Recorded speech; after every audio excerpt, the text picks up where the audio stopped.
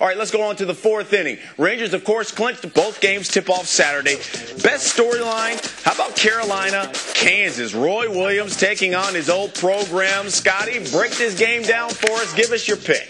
Well, I mean, they're both deserving of being there. I've had the number one seeds getting to the Final Four for the first time ever since the get-go, and I'm excited to see because I truly believe they're the best teams. The problem I have is I just think the Heels have too much inside and outside for Kansas. Kansas is going to be able to play and run with them in transition. They're not slow. They're not going to be dragged down by North Carolina with their speed game. But I think in the second half, 10 minutes in, I think North Carolina will take control of the backboards, Brandon, and win this game in the blocks and down low. I just think they have too much rebounding, too much size for Kansas. Athletically, they're both even. I just think that in the end, purist-wise, off of the glass, North Carolina will get it done and advance to the final. I agree. I tell you, when I filled out the brackets a while back, I had UNC and I have UCLA and Kansas in the championship.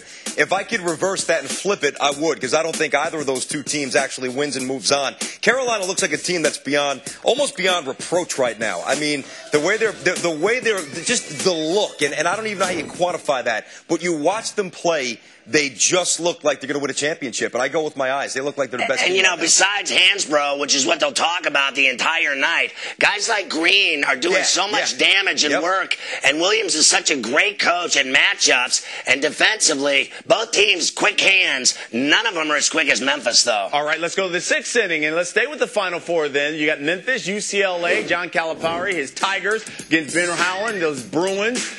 Brandon, which one of these coaches is better when it comes to the X's and O's, in your opinion? Well, to me, there's no doubt. It's Ben Howland. I mean, Ben Howland is his principles for defense go long and wide, and he's got very few peers in that department. I don't think they'll win this game because I don't think they'll score enough. But I would answer it like this: if you gave me comparable rosters and the same talent, and you had Coach Cal on one side and you had Ben Howland on the other, and you said who's going to win, Ben Howland's going to find a way to win if he's on even footing. I do think, though, that there's such a disparity in athleticism here that Memphis will win this game, but not because Calipari's a better coach, just because they have better players. Scotty, what do you think? I think that, they're both great coaches that can beat anybody anytime. They didn't get here because they don't know how to coach.